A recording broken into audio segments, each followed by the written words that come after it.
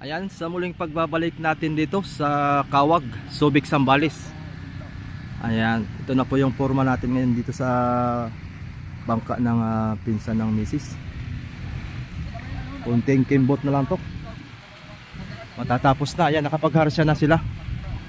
Yung live natin kanina kapag sumag tayo. Ayan. Ayan ang paghaharsya nila ngayon dito. So ayan, time check pala natin ay alas 4 na po ng hapon. Babalik pa ulit kami dito bukas para ito'y mautay-utay na. At ako yung magpipintura bukas at tutulong ako dito pagpipintura dyan sa paltik na yan. At saka dyan sa palangoy na yan, yung tinatawag nilang yati-yati. Para mabilis matapos, tulungan natin. Ayan, thank you for watching. Please like and share. And sa mga hindi pa